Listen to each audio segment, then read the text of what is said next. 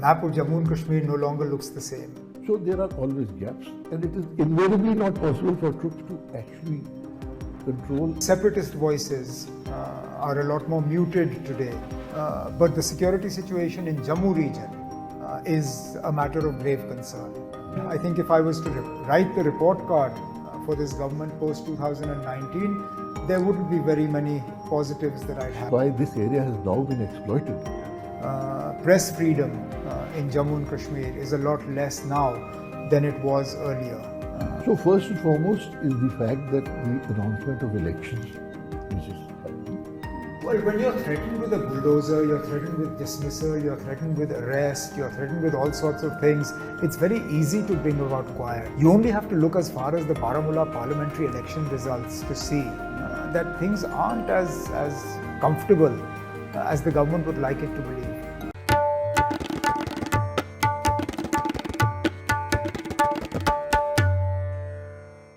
Namaskar. In this episode of Dil Se, we'll talk about Jammu and Kashmir. And the reason why we want to discuss this today is because it seems that the government is keen to have an election in Jammu and Kashmir come September. That's the commitment that they had made to the Supreme Court of India at the close of the hearing, that they will restore full statehood to Jammu and Kashmir. That's not likely to happen, but they are certainly moving forward and wishing to have an election. Now, there are two narratives in relation to Jammu and Kashmir.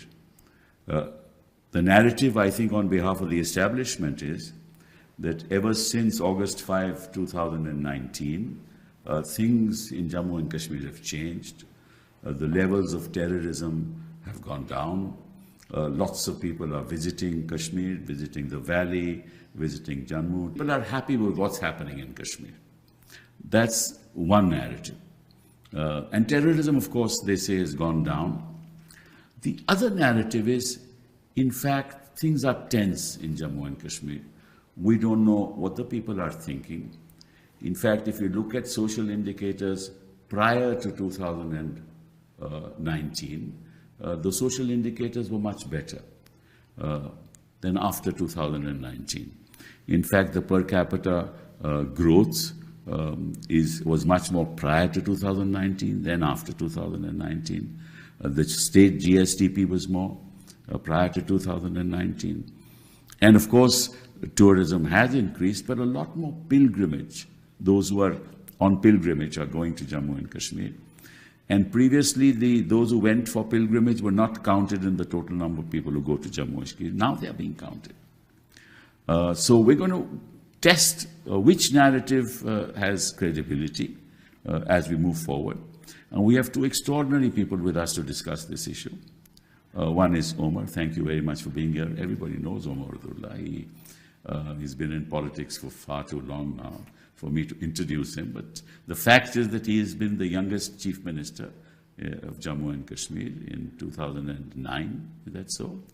And he's the head of the National Conference, the youngest leader of the National Conference. In Vajpayeeji's time, when the National Conference was supporting the then BJP government, he was a Minister of State for External Affairs. Before that, he was Minister of State for Commerce. I think in 2008, the National Conference won a huge majority in Jammu and Kashmir. And so he knows the ground reality. Unfortunately, after 2019, August 5, PSA was imposed upon him.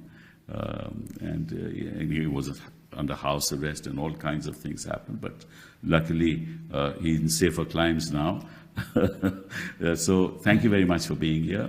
General Deepak Kapoor, sir, you have been in Kashmir, I believe, in that area. I've served there for a long, long time. I'll modify it to say about 10 to 12 years personally having served there. Okay. Out of about 40 years, 42 years that I've been 12 years, that's a long time. That's a long time to be there. So you know the area very well. But of course, not only this part of the country, you also know the northeast and the turbulence there. I spent about another 10 to 12 years in the That's right. In 71 war, you were there at that point in time. I was, we went into Bangladesh in 71 war through the area of General Komila and Daud Khandi Yes. on to Dhaka. That's right. So no, you also won the Vishisht Seva Medal, the Ati Vishisht Seva Medal, all that. You're a very decorated general. Thank you And very much. You were general in 2007, right? No, I became Major General in 2000. No, Chief of the Army Staff in 2007. Yes, 2007, that's right. Right. And later on, in 2009, you were the chairman of the Chairman Chiefs of Staff Committee. Chief of Staff Committee.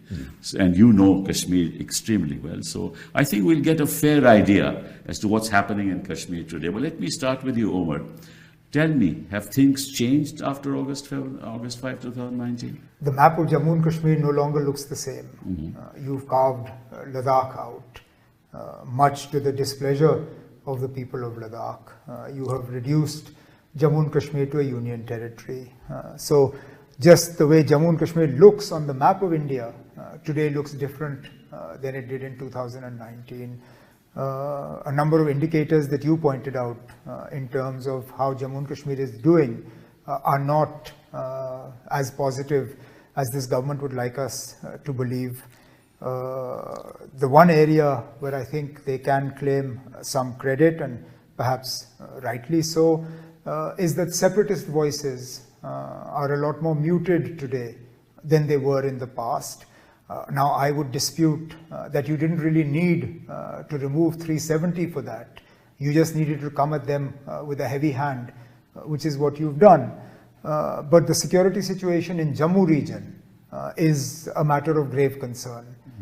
As we sit today, we mourn the loss of another young army officer. That's correct. Who died in the line of duty in Doda today. And this is one in a series of losses that we've suffered. If my information is correct, that number for the last 12 months now I think crosses almost 60. Yes. So all in all, I think if I was to write the report card for this government post 2019, there wouldn't be very many positives that I'd have. Is there peace prevailing in the area at this point in time, you think? What sort of peace? Well, peace in the sense that you don't see protests on the street. Well, I conceded that. Yeah, you don't see people throwing stones. Well, you do. You do. Unfortunately, not with the frequency that you did earlier. Okay. But it has been known to happen. A few weeks ago, there was a very large protest on the national highway between Srinagar and Baramulla because people were protesting for water. And there was firing in the air, there was tear gas deployed. It wasn't really covered by the media, so that's another part of the story. Press freedom in Jammu and Kashmir is a lot less now than it was earlier. So all in all, there are, as I said, some things this government can talk about, but not that many. What about tourism? Well, there and again, you brought out the problem that I have with the way the numbers are counted. Because if you were to ask me, very little has been added into Kashmir in terms of carrying capacity. We haven't added very many hotels or places for them to stay. Yet all of a sudden, the number has gone up dramatically from, let's say, 15 to 20 lakhs in previous years. Now they counted 1 crore plus, which was pretty surprising for people like me until we looked into it in a little bit of depth.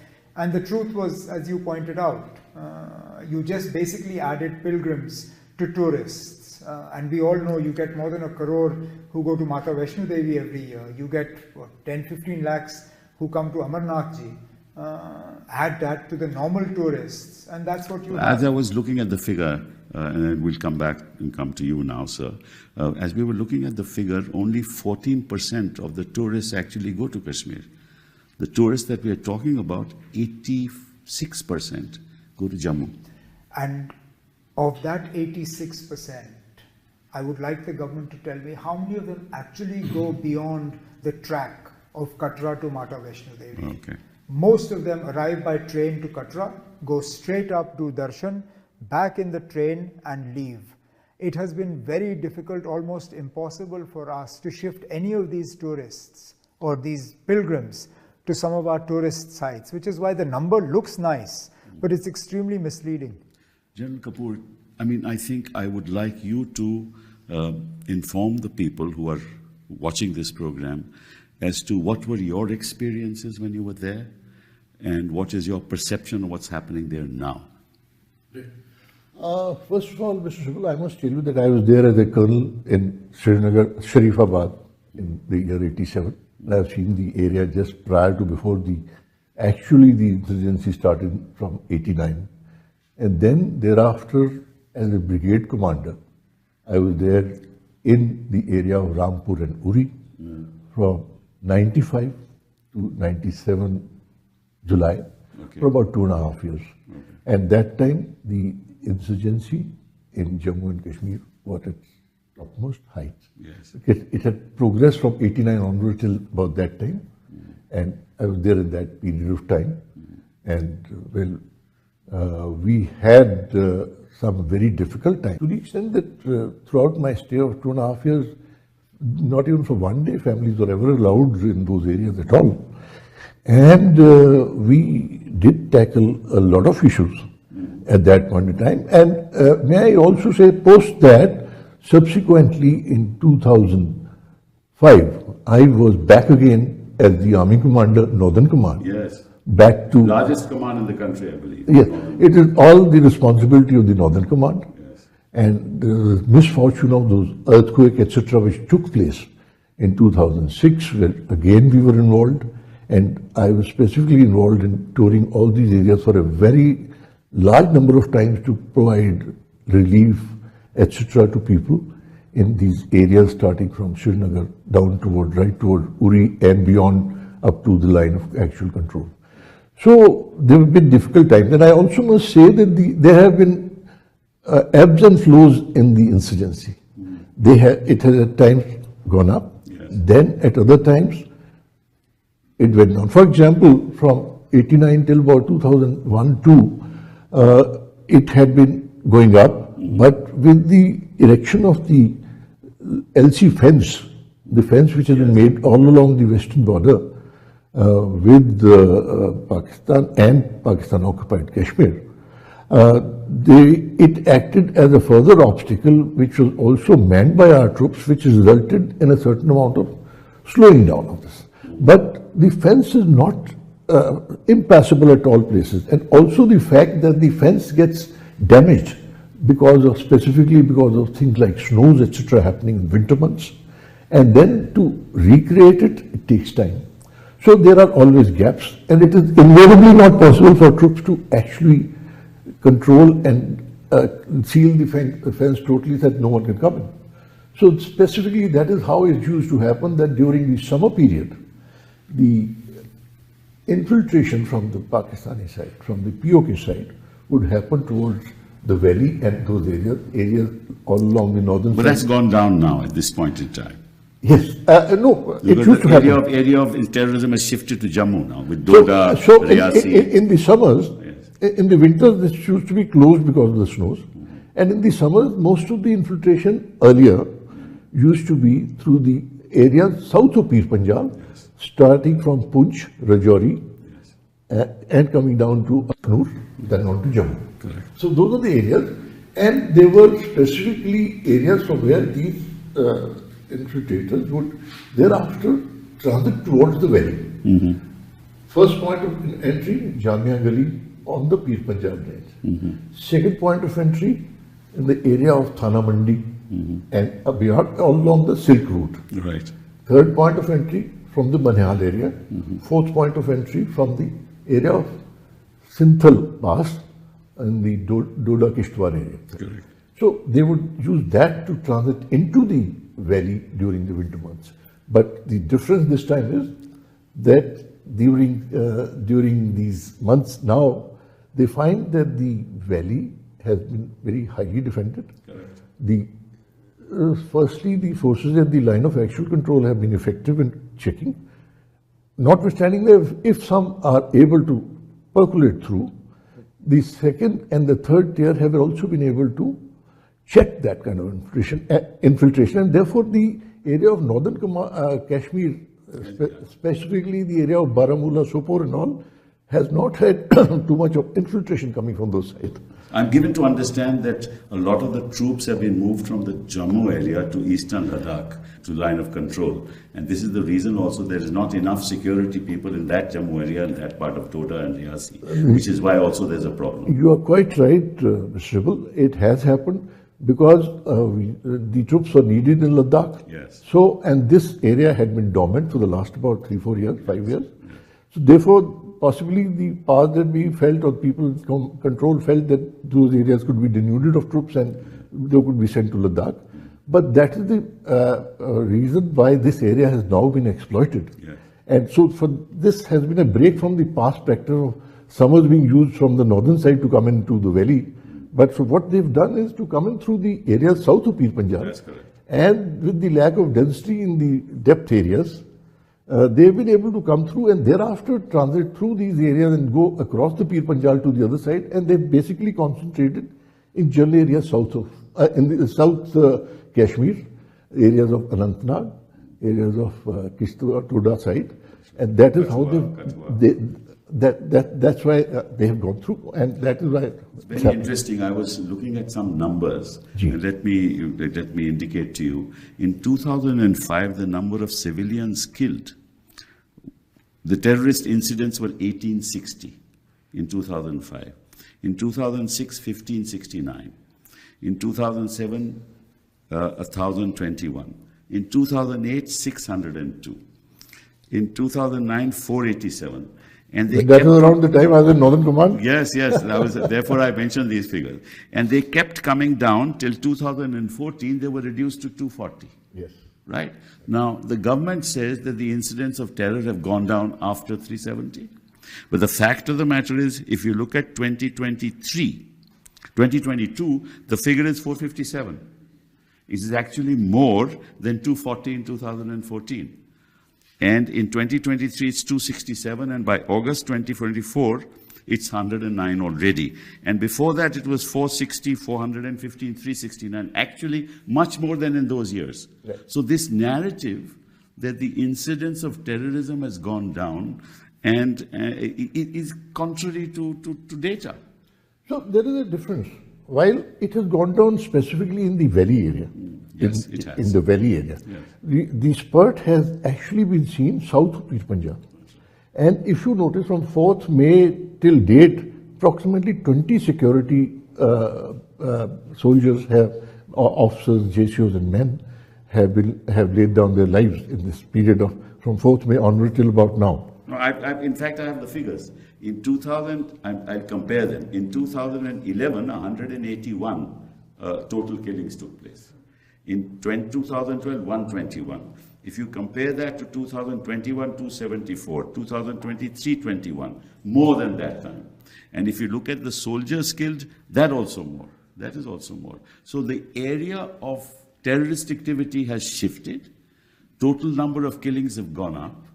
Right? Kashmir is quieter, the valley is quieter, right? But there is there's Pakistan and cross-border terrorism is going on as before. But if I may say so, I'd just like to look at the reasons as to why this has happened. Yes. So first and foremost is the fact that the announcement of elections, which is happening, which has been done by the government, that the elections are likely to take place in September. Secondly, please remember that it is the turbulence with, firstly, the Pakistan army has always been the darling of the Pakistanis because of the anti-India and specifically the kind of infiltration and terrorism which they've unleashed right since 1989 within Jammu and Kashmir. So, and as far as all the political institutions within Pakistan are concerned, I think you are aware that they're doing backseat driving. Yes. And they are the ones who like to retain that position within the Pakistan polity, to retain that control, specifically in terms of the sidelining of Mr. Imran Khan. And there are divisions, some divisions within the Pakistan army. There is a requirement for the army to establish its credentials once again. I attribute this kind of increase in the last 3-4 months south of Pir Panjab, specifically to raise and up the ante in Jammu and Kashmir to get their own house in order and also to get their own prominence back to the previous level, because there are doubts today about the Pakistan army. You are aware, latest information 2 days back, where the ex-ISA chief is likely to be court-martialed. Yes, yes. So it worries them. So therefore they've always also advocated bleeding India by 1,000 cuts. Absolutely. So if that be so, they want this But that will continue. That will continue. They don't want it to die. Yes. And what has been happening in the last couple of years, that things have gone quieter. Delhi has been quiet. So they've started from this side, but the focus would perhaps still remain the valley, and that is why you find some of these infiltrations which have happened. They've gone through these areas onto the Kishtwar Doda side and to Santhan. Omar, can you tell me what is the sense of those living in both Jammu and in the valley, of the people? What is their perception? What sense do you get from what's been happening after August 5, 2019? Well, other than obviously a deep disappointment with what happened, I think they also feel let down by the promises that were made in the aftermath of 5th August 2019 remaining largely unfulfilled. I think the people were willing to give this government a chance to actually come forward with some of the promises like they did with jobs, investment, a better standard of living. But the truth is that today Jammu and Kashmir has amongst the highest levels of unemployment in the country. We have amongst the lowest levels of investment. There is nothing new that we can see having come into Jammu and Kashmir as a result of what happened on the 5th August 2019. Our position vis-a-vis electricity, water, day-to-day requirements has got worse. Governance has suffered. For all the tall talk that corruption will come to an end, corruption thrives in Jammu and Kashmir today. Senior officers in Jammu and Kashmir themselves are now making allegations about acts of corruption and malfeasance. So all in all, people are frustrated. And I think the worst thing for the people has been that there has been no voice, as in nobody willing to listen to them. The problem with this government, a nominated government with a lieutenant governor sent from Delhi, is that there is no contact between the people and the government. And I think that's another one of the reasons why the situation in Jammu has deteriorated to the extent that it has, because otherwise, elected representatives, a political system is a great way for intelligence to flow, for information to come, because we are amongst the first people to know when something is wrong. We are amongst the first people to know when something untoward is happening. I mean, our workers pick it up, our people pick it up, it sort of flows through the chain. They tell their MLA, the MLA tells the minister. Today that network is completely dead. Yes. I believe actually the local intelligence network used to be the saving grace at that point in time. And that's absolutely. I mean, it's a fact that the army, the police would not have been able to have the successes that they did without the cooperation and the involvement of the local population. The local population today feels disconnected. They feel, they're not consulted or connected to this government in any way. And I think we're suffering on that account as well. But there is some kind of local representation that's going on, no? Hardly. Token, not the way that one would have. Do they have access to the governor? Very little. Very little. Is the governor reaching out to the people? No, in fact, every time we've asked the governor to reach out, we've got no response. So we sort of stopped after that. So the levels of unemployment are larger than the national average. I know it's over 10%. The national average is 6% the figures of the government, right? And people are quiet, and the situation is tense. Well, when you're threatened with a bulldozer, you're threatened with dismissal, you're threatened with arrest, you're threatened with all sorts of things, it's very easy to bring about quiet. I'd be more enthused about a quiet that was sort of coming from within, rather than a quiet that's forced. I mean, you only have to look as far as the Baramulla parliamentary election results to see that things aren't as comfortable as the government would like it to believe. Now, if you look at terrorism in this part of the country and in Jammu Kashmir, you see that the terrorists now have huge technology advancement equipment with them. They are using iridium satellites. And I also believe that through tunnels underground, they enter Jammu at this point in time. And their tactics have changed. There is a new terror group of resistance that has come up, I believe.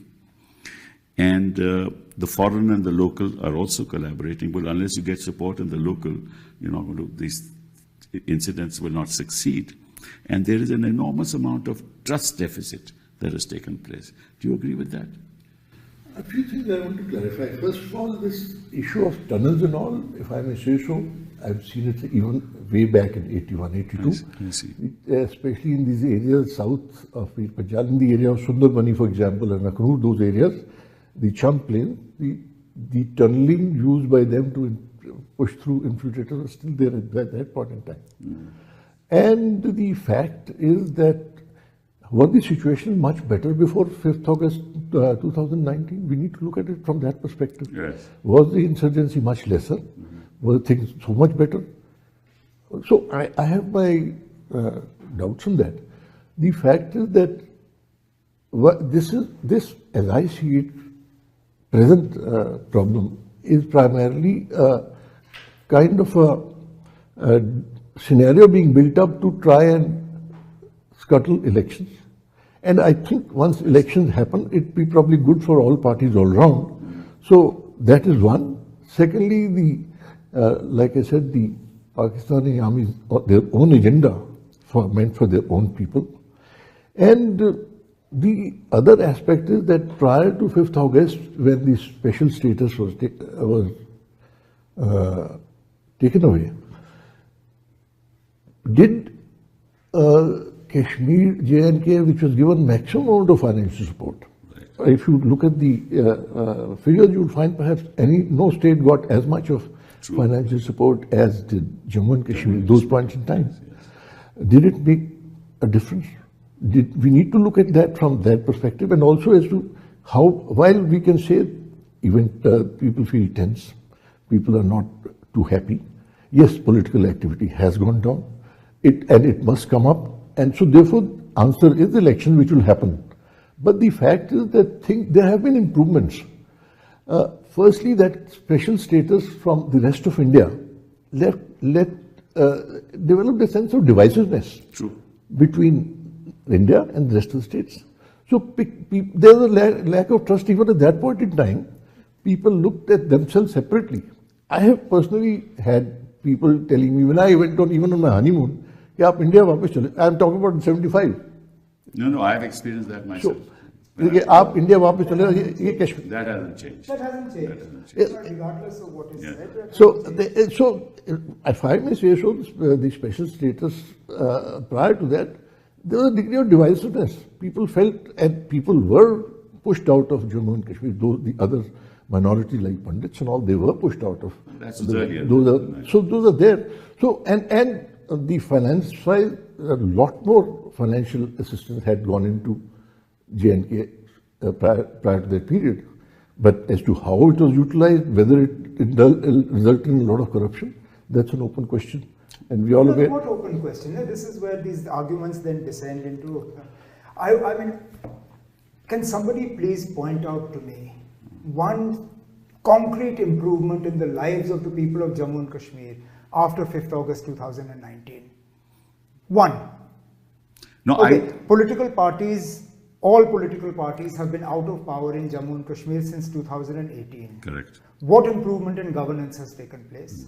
Point out to me, because all this talk that Jammu and Kashmir got a lot of money, where did it go? Please point out to me point out one place where it disappeared.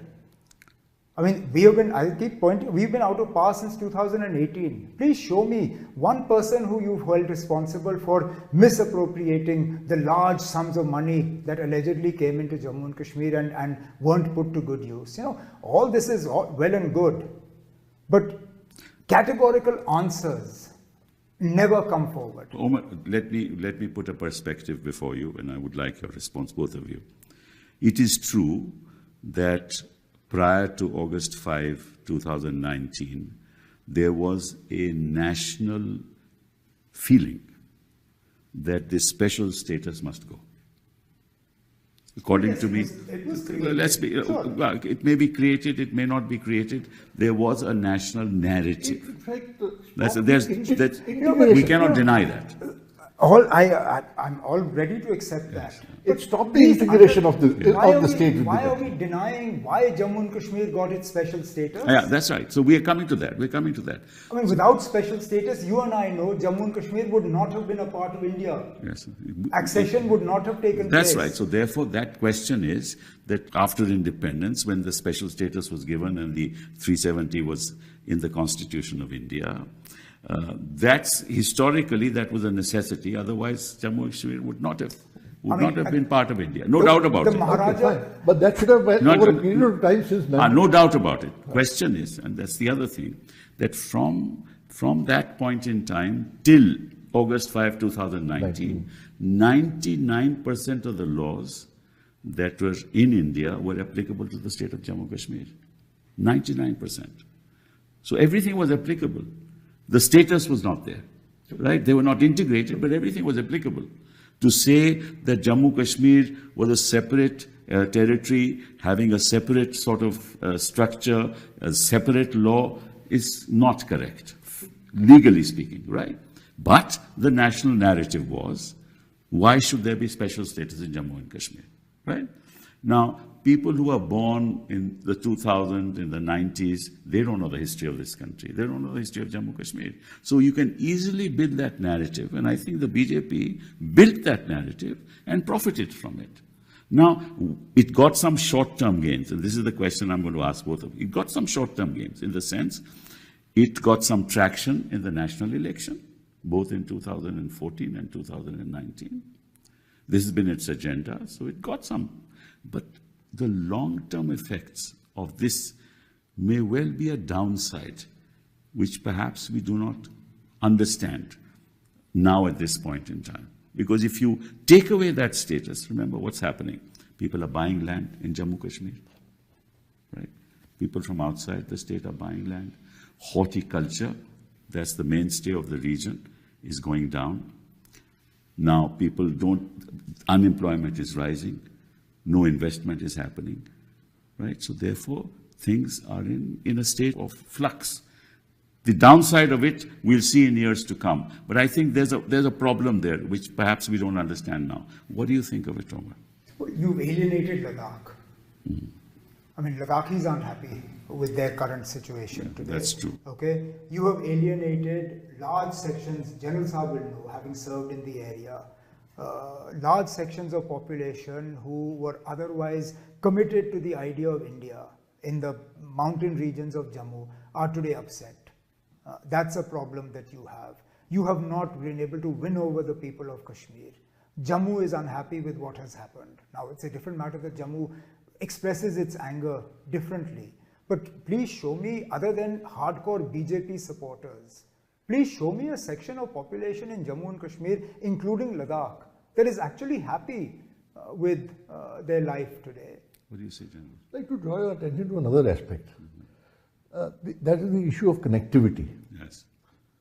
If you look at the past, and I have served in Northeast for about 10, 12 years as well, as soon as we developed connectivity towards Northeast, with all the train and the road connectivity, the areas which had insurgencies for long periods, they got naturally better controlled, and over a period of time they progressed, they got integrated better. And so today you find Northeast as close to the rest of the country as any other state, whether in the south or west or anywhere. Likewise, unfortunately, as connectivity wise, we had been only depending on the Banihal tunnel and the single road access going there. But with the connectivity, with the trains coming through now, and there were projects which should have been undertaken, like the opening of the old Silk Route, which lands right from the area of Thana Mandi onto the other side, and likewise the Sintham Pass from Doda Kishwar side. If these connectivities are open, then people would have been automatically would have felt much more integrated, better integrated with the rest of the country. And I also want to point out one thing which I have felt, having served a number of times, that people who are in the valley are not keen to, they are not keen to leave the valley for whatever reasons. That's true. They want to continue to be there. They don't mind having a smaller kind of a job, or a less paying job, but they don't want to leave the valley. Somehow it is in their sight. And whether they come down for a while is fine, but they prefer to be there. But it is not possible for the government to provide employment for all of them in those areas. And also because of this connectivity issues, the industry has not developed within the state of Jammu and Kashmir. How can you blame people for not wanting to leave the valley when they see what is happening to Muslims in the rest of the country? Or when they see what happens to people who leave around 15th August, when they get summoned to all the police stations, I think that's when a very they get checked. major statement to Okay. say what happens to the Yeah. Muslims in the rest of the country. I'm afraid I don't agree with that. No, you wouldn't. That's okay. fine. No. But I This mean, is why we have this discussion. I mean, the way bulldozers are used in UP, the way madrasas are locked up, it's no secret. I mean, today, a hostel that we had set up with special assistance from the government of India in Jamia Millia for Kashmiri students, so that 800 odd students would find accommodation there. It was meant for them. Today, hardly any Kashmiris have a room there. They've been given to everybody else. And the whole purpose of that was because Kashmiri students come to Jamia, they don't find place to stay. So this hostel was created to incentivize them leaving Kashmir and coming to study there. That's true. Today, they don't have rooms available to them. So what do you expect them to do? Yeah, I think it's a very, very complicated problem. And you talked about the Northeast and connectivity, but see the state of affairs in the Northeast today. You see what's happening in Manipur. You see the statements being made by the Chief Minister of Assam, right? Flood jihad. We are only talking of Manipur today, but in the past we have been talking about 7 states. No, I agree with you. I agree. I don't dispute that, but I'm saying the kind of agendas that are being built, right, is ultimately not good for the country. Yes, absolutely. I mean, let's be clear on that. You talk about connectivity. The roads that he mentioned, all are open except in winter. Sinthan Pass is open to civilian traffic for 6 or 7 months in a year. Doda and all are suffering from militancy today. Mughal Road is open for 8 or 9 months in the year. Rajouri, Poonch, those entire areas have a problem with militancy today. So the Jammu-Srinagar highway passes through Banihal, Riasi area. Riasi has militancy today. So it's not just connectivity. The train goes all the way up to Sangaldan. That hasn't stopped militancy from re-emerging in that area. Militancy is a given as long as you have got cross-border terrorism. I don't think connectivity will change it. And I think as long as they get local support, this will continue. Now, the local support will only go if you are able to satisfy the basic needs of the community. Well, look, something is going wrong. Otherwise, why is it that up until a few years ago, your graph of militancy was showing a downward trend? You know, they don't like acknowledging previous governments, which is fine. So they will not acknowledge the 6 years that I was chief minister or the 3 years that Azad Saab or others were. But if you look at those years, the graph of militancy year on year goes down. True. Now suddenly it starts going up again. Pakistan was as involved then as it is now. And it will continue to be. Okay, so I mean the problems that you had with connectivity then, I would assume you have those now as well. So how is it that at that time governments like mine that are supposed to be total failures, corrupt, every other thing? But that's again a narrative that is being built. I'm going by that narrative that Delhi's money we squandered. By squandering Delhi's money, we were still able to give you much lower levels of terrorism than you are today. No, apart from terrorism, your social indicators were much higher than the national average in almost every field. Your social indicators. We were actually better than some of your bigger states. I know that. Therefore, I'm saying that. Therefore, I mean, I think people in Jammu and Kashmir to that extent were empowered. Now, the social indicators are going down at this point in time. I also want to point out that from 89 till now, 2024, 35 years, all political parties have come into power in Jammu and Kashmir, Mr. Sibal.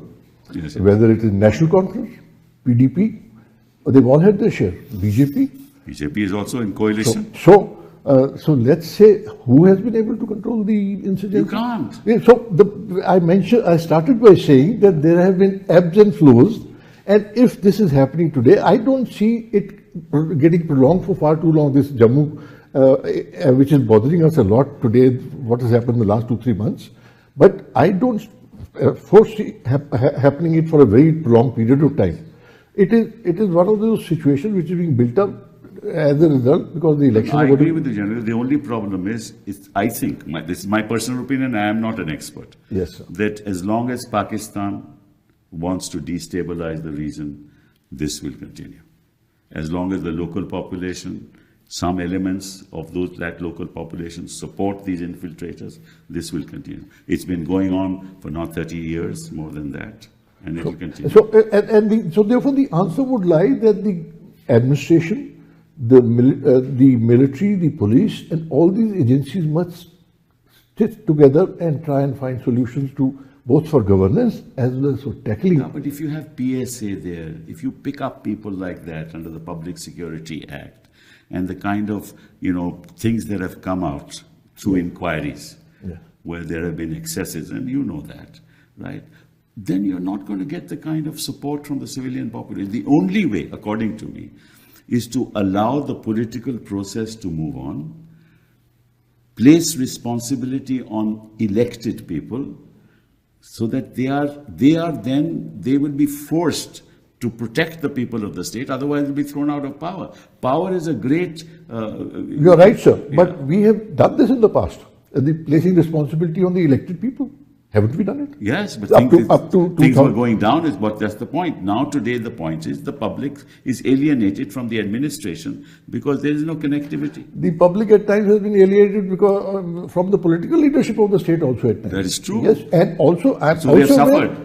That leadership has suffered whenever they are alienated. Political parties have also been in touch with the militants at times. You're right. I am also aware of instances where some political leaders have rung up. We know that. So to say that let's so and so go. But the point is the only solution has to be a democratically elected government. Absolutely. That's what I'm trying to say. Absolutely. Are you in agreement with that? That's the point. Yes, a democratically elected government and accountability. Accountability. Yeah, absolutely. Accountability for everybody. Security forces, elected leaders, bureaucrats, intelligence, everybody. So come September, when the elections are due, we will see specifically as to how on ground what people feel, what is the kind of government they throw up, and how will thereafter things will be managed. But there's a problem there. Yes, sir. And the problem is the following. With the passing of the reorganization, Jammu and Kashmir Reorganization Act, all the powers have been concentrated in the governor. There can't be a cabinet, assuming there's a government, there can't be a cabinet agenda without the governor approving. He has to, 2 days in advance, he has to get the agenda of the cabinet. Matters of police, matters of public order, all under the control of the governor. All matters relating to home are in control of the governor. He has to clear everything. Then you have, so nothing really moves. Sir, but all this will come into play once we have the elections. Let's see how it plays out. No, we've seen it playing out in Delhi. We are seeing it playing out in Delhi. Right. You don't have to go far. Yes. The point is that if there is a disconnect and if there is concentration of power, people are never going to be happy, clearly, unless there is political representation. So and now with the transaction of business rules that have come in, which is in alignment with the Reorganization Act, the fact of the matter is there is nothing left with the civilian authority. So you have elections, but you have no power. See, the purpose of elections is empowerment. Empowerment is for the purposes of doing things for people. So if you don't have that power and you leave it to a governor and an administration, there'll be unhappiness. Firstly, J&K is not Delhi. I agree. Secondly, I think it's already been talked about that post-election there would be a time to bring the J&K back at the state level, make it a state again. It's only a transitory period. That has also been talked about. I doubt it. That's what has been talked about. Yeah, whether it comes or not. There was a statement in Parliament saying कि हम जल्द से जल्द, इसे restore करेंगे. Right. वो 2019 की बात है. Right. It's a 2019 statement. Right. We're in 2024. 5 years have passed. Now we say in the near future it will happen. I doubt it for the simple reason that nobody takes a risk in these things. No political establishment takes a risk because they don't want a situation to develop which they can't control. So once power is given to the governor, power remains with the governor. This is my own belief. I don't think that they'll get back the statehood. But that's something that the Supreme Court... But that's where the will of the people, if they throw up a party strong enough, then I think the government will also listen to that, and probably it'll undergo a change. We have seen that when there is absolute majority, nobody listens to anybody. It's true of the global community. I mean, you see anywhere in the world, see what's happening. It's true of India as well. But, you know, when you start having a coalition government, the dialogue sort of seems to improve. Yes, and we seem to be getting a better response from the honorable courts now than we did earlier. This government has committed itself in front of the Supreme Court and no less a person than the Chief Justice and his bench that they will restore statehood to Jammu and Kashmir and full statehood. Yes. And that's what we expect. That's what I was alluding to when I said that the statehood will come back, and I think we can't look at Jammu and Kashmir like Delhi. It's a separate issue. Delhi is a national capital. There are other issues. Once again, if you say that J&K is integrated into the country, then you say I can't look at J&K like I want to look. There's a problem there, because if it's fully integrated, either you say it's not yet fully integrated. No, sir, I would be happy to be integrated, J&K to be integrated as a state. Yes. Like any other state of the country. It's not fully. That's what I'm saying. The government has test. already stated in the court that it will be. That will be the test of this government and this government sort of voices. But General, what the statement was, full statehood would be given by September. Look, if the whole idea... The statement was not that the governor will get these kind of powers. If 5th August 2019 was about bringing Jammu and Kashmir at par with the rest of the country, as General Saab pointed out, that Jammu and Kashmir should not be treated differently than the rest of the country, then Jammu and Kashmir deserves to be a state like Haryana, Himachal, Punjab, and any of our neighbors. Yes. Give full power to the people. Allow elections to take place. Allow political parties to take responsibility. Allow accountability. And your numbers show that political parties, for all their faults, have done a better job managing Jammu and Kashmir than this current Social indicators have been much better prior to 2019. One last thing I want to discuss with you. You know, if you go to the hill states in India, go to Himachal, go to Shimla, destroyed. Greenery, environment, completely destroyed. Northeast is far away, not yet fully destroyed. Uttarakhand, same thing is happening in Uttarakhand. I don't want Kashmir to go that way. If you bring industry, that kind of investment, whatever, the valley has an ambience of its own which should be preserved. So I think environment is one of the biggest issues that I am concerned with, because I am deeply involved in environment. And I think that we should be very careful. So post my retirement since 2010, I have been to Kashmir about 5 times and spent about a week every time. Yes. And I think that kind of environment, like you mentioned, is being maintained in the valley. I tell you something interesting. Yes, he talks about increase in pilgrimage. Now, there is no infrastructure, no new hotels, no great infrastructure. When lots of pilgrims come, and I know of Pahalgam in particular, there's not enough place to stay. It takes 3 months to clean up the place. That's a fact. Now, this is very dangerous in the sense that there are very few places in India which are green anymore. And there is no policy of this government with that. And I wanted your response to that, Omar. No, I think for us, particularly in Jammu and Kashmir, this summer has been a real eye-opener in terms of temperatures. I think we are coming to terms or coming to realize that denying climate change and denying the effects of our actions on climate is something we can no longer afford to do. When we touch temperatures like 35, 36 in Srinagar, and then we realize that there is a price to pay for chopping down trees, for denuding our forests, for abusing our environment, for not keeping our lakes and rivers clean. We pay a price in the long term. So you bring all this investment, you bring all this activity, you bring all, what's going to happen to the environment, especially in a state like Jammu and Kashmir, which still retains its glory. Right now, I can say it still retains it. In the future, it should not be spoiled. I don't think so. With kind of huge buildings coming up, lands being sold, anybody can buy. Tough. You're not going to maintain it.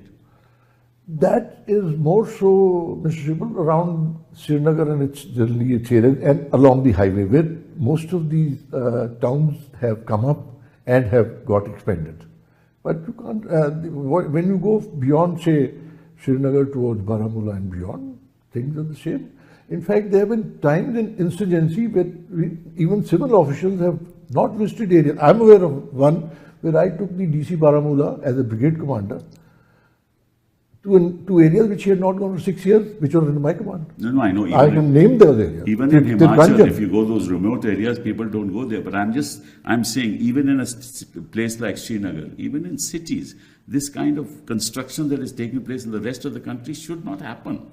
Because you know, these are the only places that are left. That's something which has happened over all this period of time, over the last since independence. It should it shouldn't happen. It shouldn't, but I hope it doesn't happen in Kashmir. So successive governments should have taken some steps all the time. I agree. We have failed there. I'm talking about that. Yes, sir. We shouldn't fail in places which environmentally are still something that we should be proud of. No, I agree, but fortunately for us, large industry is not looking at Jammu and Kashmir as a place to arrive. At the most, even if they come, they'll come to the plains of Jammu bordering Punjab because you have locational advantages there. At the end of the day, Jammu and Kashmir, particularly the valley, it's a small market. It has a very small resource base, so you're not going to get the big industrialists. The industry we're looking to see come to Jammu and Kashmir are the sort of low volume, high value that feed into what we have: horticulture, agriculture, tourism, technology, things like that. We've now discovered lithium in the mountains of Jammu. Instead of mining it and taking it out of Jammu and Kashmir, the processing and using of that lithium should be in Jammu and Kashmir. The royalty that we earn should come to the people of Jammu and Kashmir so they can benefit from it. We won't be looking for the huge industries. We're not looking for refineries and things like that. Well, whenever it comes to Jammu and Kashmir, the fact is there is never a clear answer. It's very difficult to figure out what the course of history will be in the years to come. But this debate will continue, and what we must make sure is that the people of Jammu and Kashmir get the representation that they deserve. Thank you very much for being here. Thank you, Mr. Thank you.